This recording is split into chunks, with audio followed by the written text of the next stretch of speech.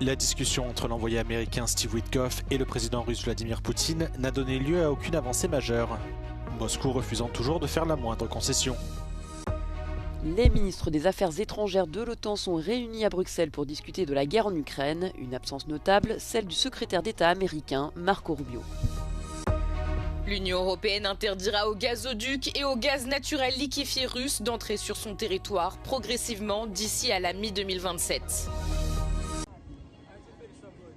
Les discussions entre Vladimir Poutine et l'envoyé américain Steve Witkoff n'ont donné lieu à aucune avancée significative sur la guerre en Ukraine. Ces pourparlers visaient à explorer les moyens de mettre fin à l'invasion russe, alors que Washington fait de nouveau pression pour une résolution diplomatique du conflit, qui dure depuis bientôt 4 ans. Le conseiller en politique étrangère de Poutine, Yuri Ushakov, a salué des discussions constructives, même si elles n'ont abouti à aucun accord concret. Беседа была весьма полезной, конструктивной, весьма содержательной. И продолжалось не 5 минут, а 5 часов. То есть была возможность обстоятельно обсудить перспективы дальнейшей совместной работы по достижению регулирования, долгосрочного мирного урегулирования украинского кризиса.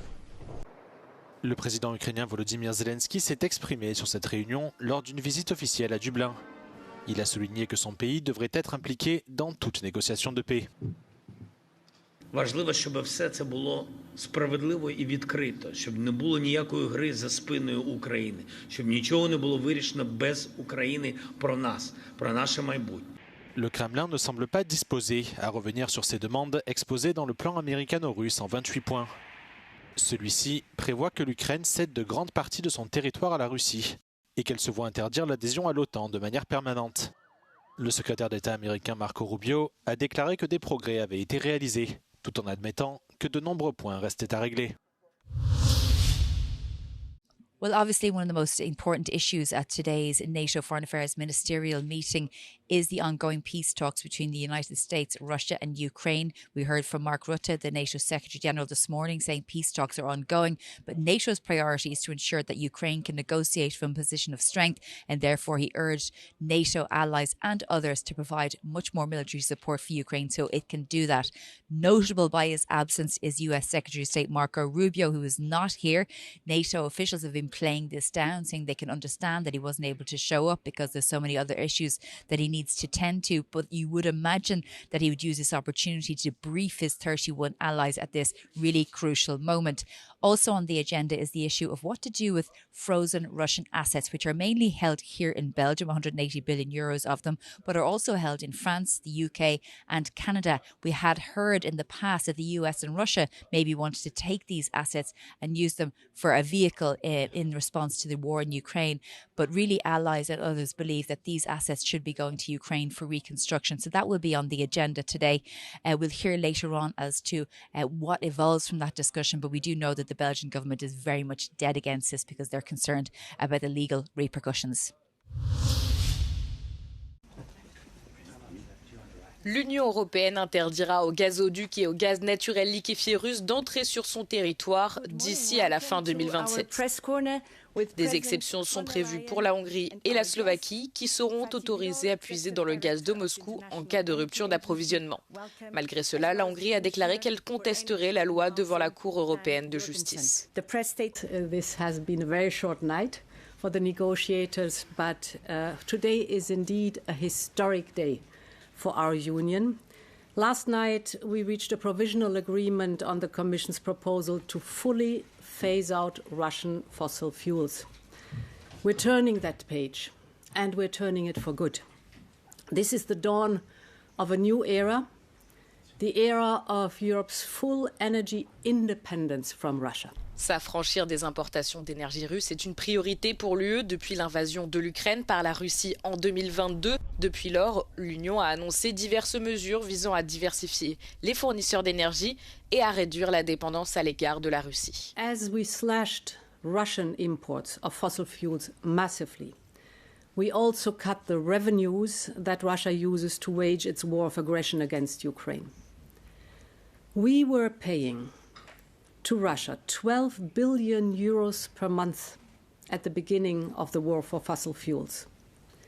Now we're down to 1.5 billion per month, still too much. We aim to bring it down to zero. Les pays de l'UE devront désormais élaborer des plans nationaux de diversification assortis d'actions concrètes et de calendriers afin de cesser d'importer du gaz naturel et du pétrole russe d'ici le 1er mars 2026. Sous la pression de l'opposition et de la rue, le gouvernement bulgare a finalement retiré son projet de budget 2026 très contesté. Ce budget prévoyait une hausse importante des impôts et des cotisations sociales, des mesures perçues comme pénalisant surtout les travailleurs et les ménages. Le revirement a été annoncé mardi au lendemain d'une mobilisation massive. Plus de 100 000 personnes ont défilé dans les rues à travers toute la Bulgarie pour dénoncer ce texte. Днес правителството взе решение да оттегли съгласно процедурата, предвидена в правилника за организация и дейността на Народното събрание, проектите на Закон за държавен бюджет и двата бюджета на Здравната каса и на общественото осигуряване. Toutes ces manifestations ont été organisées par la principale coalition d'opposition composée des partis Nous continuons le changement et Bulgarie démocratique qui réclament désormais la démission du gouvernement et des élections anticipées. Видяхме, че правителството този път може би чу протеста и оттегля бюджета. Това можеше да бъде избягнато, ако се беше случило миналата седмица. Вече е късно. Чухме хората на протеста. Хората на протеста искат оставката на това правителство и излизането на Борисов и Пеевски от българската политика. Le gouvernement a annoncé qu'il ouvrira une nouvelle procédure pour élaborer un budget alternatif, mais le climat reste tendu. Le Premier ministre Geliaskov a par ailleurs exclu la démission du gouvernement, citant un besoin de stabilité, alors que le pays se prépare à entrer dans la zone euro le 1er janvier. En Grèce, les agriculteurs passent à la vitesse supérieure. Ils ont intensifié leur mobilisation en renforçant les barrages de tracteurs tant en Thessalie qu'en Macédoine ainsi qu'à Évros.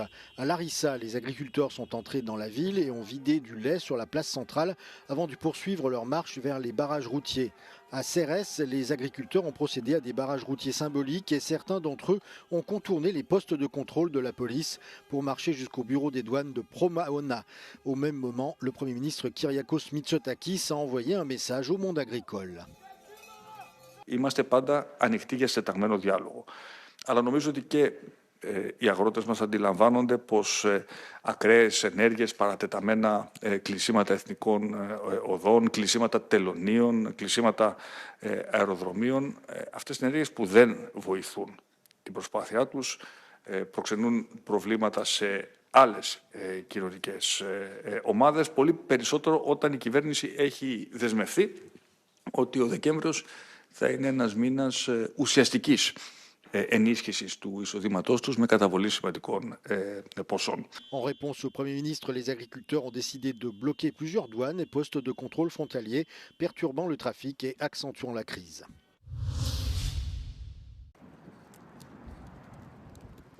Invoquant des préoccupations liées à la sécurité nationale des États-Unis, l'administration Trump annonce interdire toute entrée sur le territoire aux citoyens de 19 pays non européens et suspendre tout traitement des cartes vertes et des demandes de nationalité des ressortissants de ces pays. Donald Trump vise très explicitement les citoyens de nationalité afghane et somalienne. Le président avait déjà annoncé son intention de durcir sa politique à l'égard de ce qu'il a qualifié de pays du tiers-monde, après l'attaque jeudi dernier de 2 membres de la garde nationale à Washington, dont le principal suspect est un ressortissant afghan. Ce mardi, Donald Trump s'en est également violemment pris aux citoyens somaliens, estimant leur pays pourri et assimilant les migrants à des déchets. I don't want them in our country, I'll be honest with you. Okay? Somebody would say, oh, that's not politically correct. I don't care. I don't want them in our country. Their country's no good for a reason. Their country stinks, and we don't want them in our country. I could say that about other countries too. Donald Trump cible particulièrement la plus grande communauté somalienne des États-Unis au Minnesota. Selon la justice locale, plus d'1 milliard de dollars y auraient été détournés au profit de services sociaux fictifs par des Américains d'origine somalienne. La Somalie est l'un des pays les plus pauvres du monde et nombre de migrants arrivés aux États-Unis dans les années 90 ont fui la guerre civile ravageant le pays.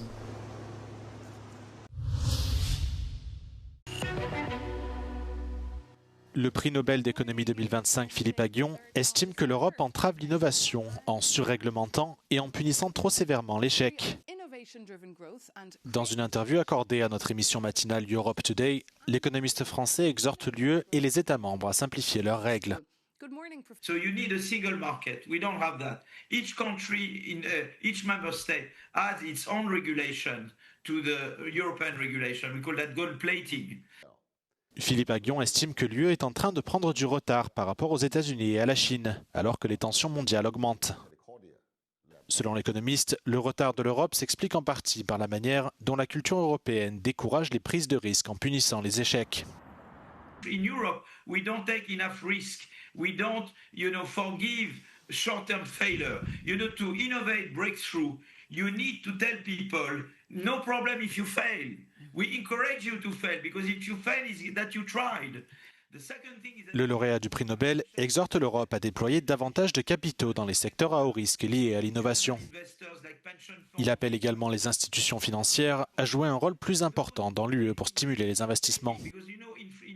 We don't have financial institutions that encourage risk-taking sufficiently. Europe is a regulatory giant and a budgetary dwarf. We regulate too much and we don't invest enough.